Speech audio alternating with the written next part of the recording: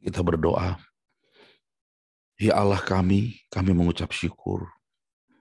Kau terus melawat kami di tengah-tengah dunia yang berjuang antara tertib dan semakin kacau. Tapi kami berdoa ya Bapa, biarlah anak-anak-Mu hadir di tengah dunia ini untuk menjadi alat-Mu yang mengimbangi cara-cara kegelapan mengacau segala hal. Kami percaya kami tidak datang dengan hanya kekuatan pikiran, kekuatan hati, tapi juga dengan kekuatan Roh-Mu yang kudus. Sehingga apapun yang ada di dunia ini pasti lebih kecil, karena Roh yang ada dalam diri kami jauh lebih besar dari apapun. Nyatakan melalui firman-Mu apa yang Kau kehendaki, agar kami terus memenangkan generasi demi generasi untuk kemuliaan Kristus belaka. Terpujilah Tuhan, di dalam nama Yesus kami berdoa. Amin. Salam, selamat siang saudara-saudara. Siang hari ini kita akan sama-sama belajar dari, suara saya terdengar? Oke. Kita akan sama-sama belajar firman Tuhan. Saya memberi tema ya kayak nonton film aja gitu. Ya, 3 keturunan 1 kebiasaan. Ya, saya lagi meneruskan pikiran-pikiran ini karena yang kita amati sekarang hampir rata-rata generasi orang percaya itu cuma sampai 2. Habis lepas 2 itu sudah tidak lagi, atau pindah atau hidup dalam kedagingan. Benar-benar jadi orang percaya itu cuma 2 generasi. Generasi kakek, generasi anak, cucu tidak. Walaupun masih ada juga yang masih bertahan sampai dengan saat ini. Hari ini kita akan belajar bagaimana dari 3 keturunan 1 kebiasaan yang diambil dari Keluaran 2 ayat 24, 3 ayat 6, dan ayat ke-15, 3 ayat saja yang akan menolong kita untuk bersama-sama memperkokoh apa yang menjadi perjuangan kita di atas muka bumi ini. Saudara-saudara, saya akan mulai dengan menunjukkan siapakah yang dimaksud dengan 3 keturunan itu. Langsung kita baca Alkitabnya. Di Keluaran 2 ayat 24, firman Allah berkata, ya, Allah mendengar mereka mengerang, lalu Ia mengingat kepada perjanjiannya dengan Abraham, Ishak, dan Yakub. Ya, ini ketika bangsa Israel ada dalam penjajahan bangsa Mesir. Jadi Allah mendengar mereka mengerang, lalu Ia mengingat kepada perjanjiannya dengan 3 orang, 3 keturunan ini, Abraham, Ishak, dan Yakub. Jadi Allah bikin perjanjian dengan 3 generasi. Allah tidak bikin perjanjian dengan Abraham saja, tapi Allah bikin perjanjian dengan 3 generasi. Abraham, dengan Ishak, dan dengan Yakub. Selanjutnya, dalam Keluaran 3 ayat 6, lalu Ia berfirman, Akulah Allah ayahmu, Allah Abraham, Allah Ishak, dan Allah Yakub. Lalu Musa menutupi mukanya, sebab ia takut memandang Allah. Ya, di sini kembali lagi ada istilah, kalau tadi perjanjian diikat dengan Abraham, Ishak, dan Yakub, di sini Allah malah mengatakan, akulah Allahnya Abraham, aku juga Allahnya Ishak, dan Allah Yakub. Allah yang berkuasa di 3 generasi ini, di 3 keturunan ini. Dan setiap keturunan ini mengenal Allah yang sama. Selanjutnya, di dalam Keluaran 3 ayat 15, selanjutnya berfirmanlah Allah kepada Musa, beginilah kau katakan kepada orang Israel, Tuhan, Allah nenek moyangmu, Allah Abraham, Allah Ishak, dan Allah Yakub, telah mengutus aku kepadamu. Itulah namaku untuk selama-lamanya, dan itulah sebutanku turun-temurun. Jadi siapakah yang dimaksud dengan 3 keturunan ini? Atau 3 gambar ilustrasi yang ada di sebelah kiri atas. Yang sebelah kiri itu menggambarkan Abraham, yang tengah adalah anaknya Ishak, dan yang sebelah kanan adalah cucunya yaitu Yakub. Pertanyaannya adalah apa yang telah mereka perbuat sehingga Tuhan bikin perjanjian dan mereka begitu istimewa. Catatan di sini mengatakan, kemanapun mereka pergi, mereka selalu mendirikan mezbah bagi Tuhan. Jadi ada yang terjadi pergeseran pengajaran, pendidikan iman yang hidup dari sang kakek kepada ayah dan kepada cucu. Kita akan lihat bagaimana hal itu terjadi. Saudara-saudara, kalau ditanya apa itu mezbah, maka mezbah adalah tempat di mana orang-orang percaya di zaman para bapa leluhur, yaitu mereka-mereka yang disebutkan tadi, memperingati sesuatu dari perbuatan Allah atas mereka dengan mempersembahkan korban syukur kepada Allah, dengan menyembelih binatang dan membakarnya, dan juga merupakan tempat mereka beribadah atau mereka berelasi dengan Allah. Jadi memang tempatnya sederhana, cuma tumpukan batu ditaruh kayu api, lalu dibakar. Dan di atasnya ditaruh kurban di atasnya. Tetapi sesederhana itu, tapi maknanya itu sangat dalam. Dan makna yang dalam ini justru memberi nilai tersendiri bagi 3 generasi ini yang membiasakan dirinya mendirikan mezbah. Abraham kita lihat. Dalam Kejadian 12 ayat 7. Ketika itu Tuhan menampakkan diri kepada Abram dan berfirman, "Aku akan memberikan negeri ini kepada keturunanmu." Maka didirikannya di situ mezbah bagi Tuhan yang telah menampakkan diri kepadanya. Jadi setiap ada peristiwa, dia mendirikan mezbah. Dan di mezbah itu bukan dia abadikan di situ hidupnya, pengalamannya, tidak. Tetapi mezbah bagi Tuhan. Sesuatu yang dia kenang dari perbuatan Tuhan terhadap dirinya. Penghormatan terhadap Tuhan, puji-pujian terhadap Tuhan, dan pengabdian Abraham kepada Tuhan. Dalam Kejadian 13 ayat 8, ketika itu Tuhan menampakkan diri kepada Abram dan berfirman, "Aku akan memberikan negeri ini kepada keturunanmu." Maka didirikannya di situ mezbah bagi Tuhan yang telah menampakkan diri kepadanya. Sementara di Kejadian 22 ayat 9 mengatakan, sampailah mereka ke tempat yang dikatakan Allah kepadanya. Lalu Abraham mendirikan mezbah di situ. Disusunyalah kayu, diikatnya Ishak anaknya itu, dan diletakkannya di mezbah itu di atas kayu api. Ya, ketika Tuhan menguji Abraham juga, Tuhan menggunakan mezbah. Jadi Abraham dan mezbah itu adalah cara dia berbicara dengan Tuhan. Cara dia berelasi dengan Tuhan. Sehingga kalau ditanya apa itu mezbah selain definisi yang disebutkan tadi, maka mezbah adalah tempat yang disucikan untuk Allah. Awalnya mezbah artinya tempat mempersembahkan korban bakaran, sekaligus sebagai tempat berdoa, memuji dan menyembah Tuhan.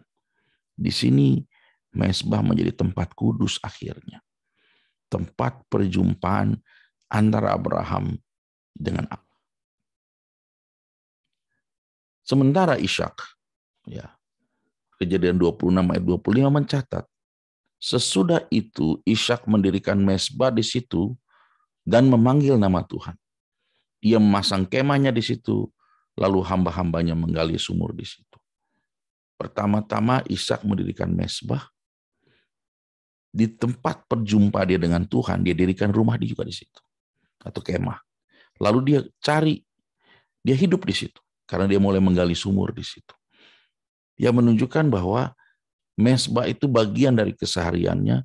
Mezbah itu bagian dari penentuan arah hidupnya. Itu Ishak. Nah, Ishak belajar dari mana? Ishak belajar dari apa yang dia lihat dari ayahnya. Apakah itu hanya berhenti di Ishak? Oh tidak. Karena ternyata di keturunan selanjutnya Yakub. Kejadian 33 ayat 20. Ia mendirikan mezbah di situ dan dinamainya itu Allah Israel ialah Allah. Dan ketika dia melihat ya ada malaikat yang turun naik Dan dia mendirikan tempat di situ, maka di situ dikatakan didirikannya lah mezbah di situ, dan dinamainya tempat itu El Betel. Karena Allah telah menyatakan diri kepadanya di situ ketika ia lari terhadap kakaknya. Saudara lihat bahwa 3 keturunan ini berbeda zaman. Tapi mereka memiliki satu kebiasaan yang sama. Memiliki kerinduan untuk mendirikan mezbah bagi Tuhan. Selanjutnya, pelajaran dari 3 keturunan ini yang bisa kita ambil pada siang hari ini.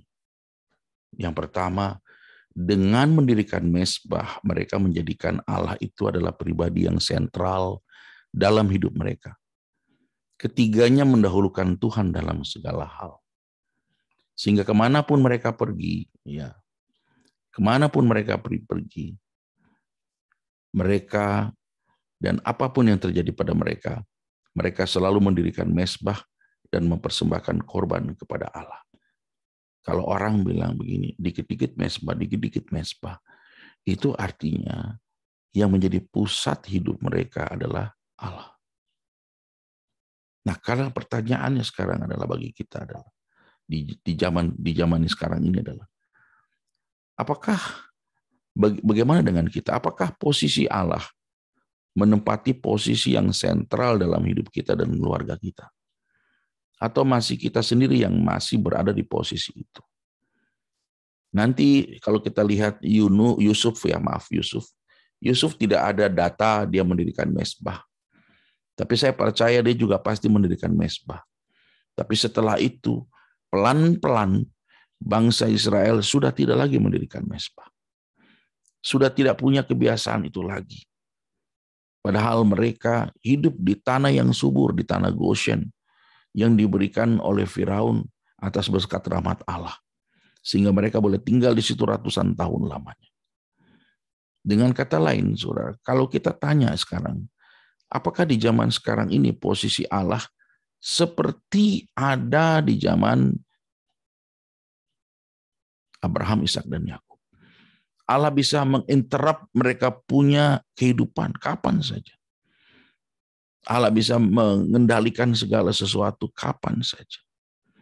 Dan mereka menjadikan mezbah itu sebagai tanda mereka memperingati bagaimana Tuhan terus berurusan dengan mereka. Orang yang sudah tidak punya waktu lagi untuk mendirikan mezbah adalah orang yang berkata, maaf Tuhan, engkau kurang penting, engkau tidak lagi menjadi sentral, sorry banget karena ada yang lebih sentral. Ya. Saya sampai sekarang mungkin akan dikatakan sebagai orang yang tidak berwawasan maju karena menuntut orang di tengah-tengah kesibukannya untuk cari Tuhan. Karena ada banyak orang sekarang sangat sibuk. Dalam kesibukannya itu tidak ada waktu untuk Tuhan, bahkan untuk berdoa secara pribadi, apalagi sebagai seorang imam. Saya menjumpai seorang bapak yang berhadapan dengan saya, kerjanya cuma berdebat, padahal yang susah dia. Dia bilang, saya berkelahi dengan istri saya, Pak, karena istri saya minta supaya saya memenuhi kebutuhan keluarga. Tapi saya enggak bisa, karena ya bisa hari ini cuma dapat 50.000, besok 100. Ya sudah, saya bilang, kalau begitu cari waktulah. Bicaralah sama yang empunya kehidupan. Dia bilang sama saya, Pak, untuk kerja aja waktunya kurang, apalagi ditambah itu. Oh, orang ini rupanya melihat yang menjadi sentral buat hidupnya adalah penghasilannya. Padahal yang harus menjadi sentral adalah Tuhan. Karena Tuhan itu adalah sumber dari segala-galanya. Tuhanlah yang akan memberi kekuatan dan Tuhan yang mencukupkan segalanya. Ada banyak orang terjebak saat ini. Mereka tidak menjadikan Tuhan sebagai sentral. Kalaupun zaman sekarang ini masih kita membakar mezbah, ada kemungkinan mezbah itu sudah dingin, tak tersentuh, tak pernah diurus.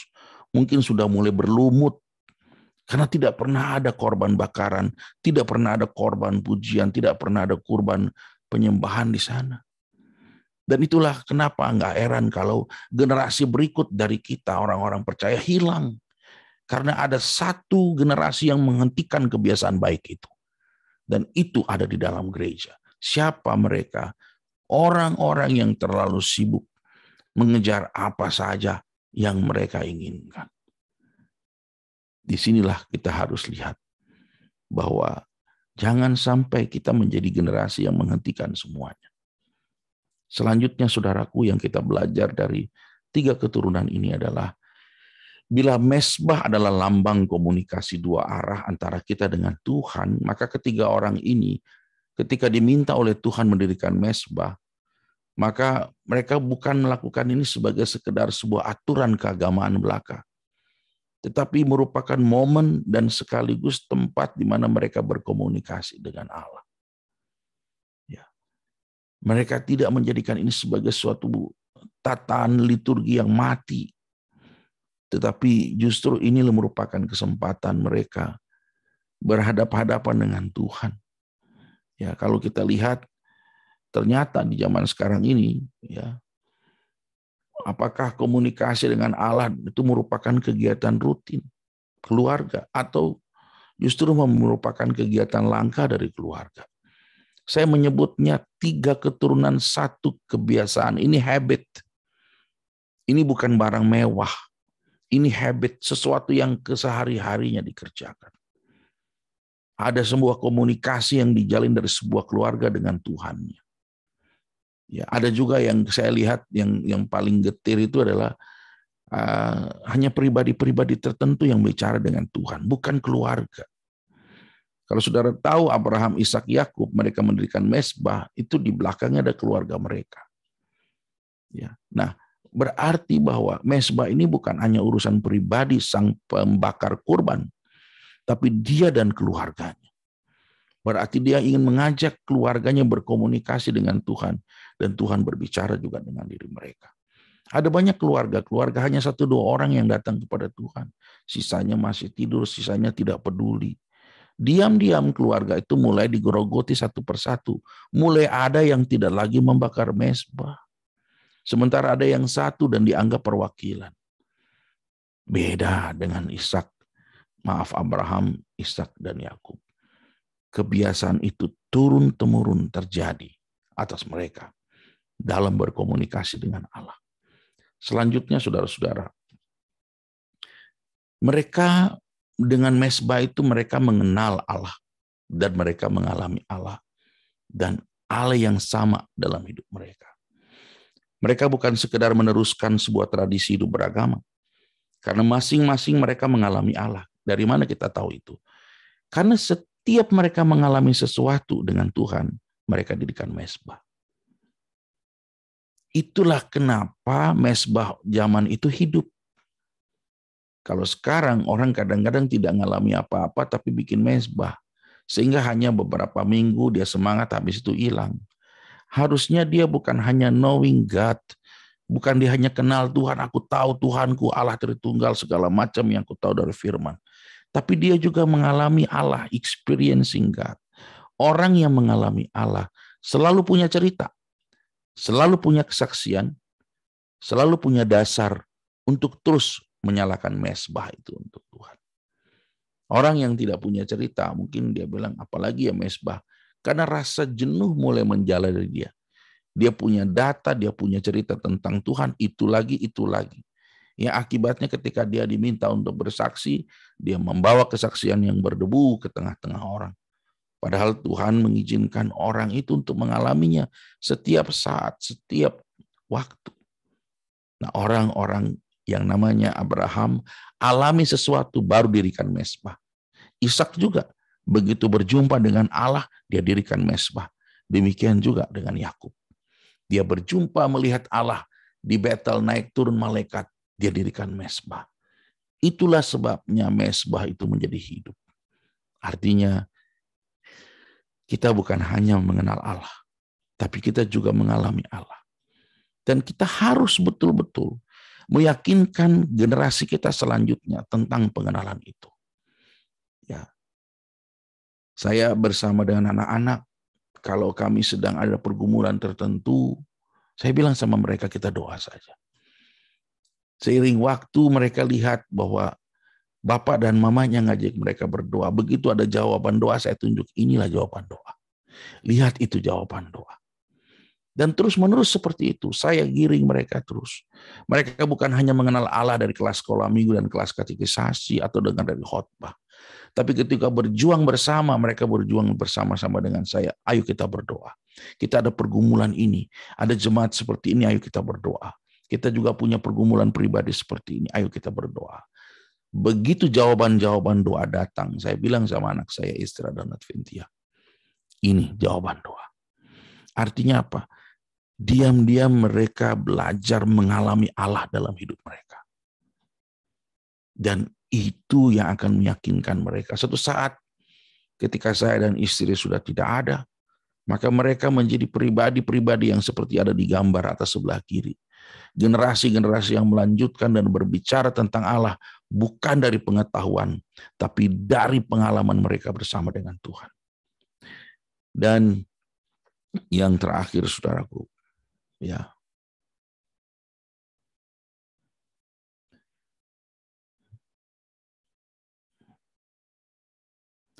mereka menularkan kebergantungan penuh pada generasi selanjutnya. Mezbah itu adalah lambang kebergantungan mereka. Maksudnya Abraham, Ishak, Yakub dengan mezbah yang mereka alami. Selanjutnya mezbah yang sama mereka pakai untuk mencari Tuhan. Apabila mereka bingung, apabila mereka ada hal-hal yang mereka ingin tanyakan, maka mereka datang ke mezbah itu. Mereka membakar korban, mereka mencari wajah Tuhan, lalu Tuhan menjawab mereka di mezbah itu. Di sini menunjukkan mezbah juga adalah bentuk kebergantungan dari orang tua kepada Tuhan. Dan kebergantungan orang tua pada Tuhan adalah sesuatu yang akan menjadi model yang diteladani oleh generasi selanjutnya. Abraham memberikan teladan kebergantungan penuh pada Allah, hal yang sama kemudian diikuti oleh Ishak, dan hal yang sama juga kemudian diikuti oleh Yakub. Ya, saudara-saudara, apakah kita menularkan teladan kebergantungan penuh pada Allah, atau kebergantungan musiman pada Allah untuk generasi selanjutnya? Saudara-saudara yang saya kasih dalam Tuhan, saya mendorong kita semua, kalau kita sudah mengalaminya, mari kita bawa kebiasaan ini menjadi kebiasaan yang menularkan dan dahsyat. Bukan sebuah kebiasaan tradisi biasa, tapi kebiasaan yang betul-betul mendorong anak-anak kita, generasi selanjutnya untuk melakukan hal itu. Kalau anak-anak kita sudah melakukannya, lihat ada berapa banyak anak-anak orang percaya yang justru tidak melakukan apa-apa. Karena mereka tidak ada yang membimbing, mereka tidak ada yang memberitahu. Sekalipun mungkin kita bukan orang tua mereka, tapi mereka adalah keturunan selanjutnya dari generasi yang sama dengan anak-anak kita. Mereka harus tahu.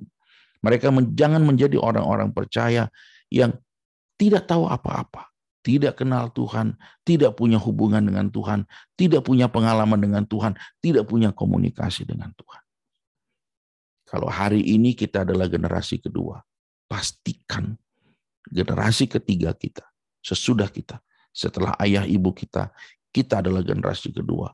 Pastikan di generasi ketiga, di Indonesia ini, ada banyak orang-orang menjadi seperti Yakub. Kalau ayah ibu kita adalah Abraham dan Sarai, dan kita sekarang adalah Ishak dan Ribka, maka anak-anak kita adalah Yakub dan keturunannya. Biarlah ini menjadi kekuatan buat kita semua, dan kita terdorong untuk melakukannya di dalam takut akan Tuhan. Tuhan memberkati kita semua. Amin.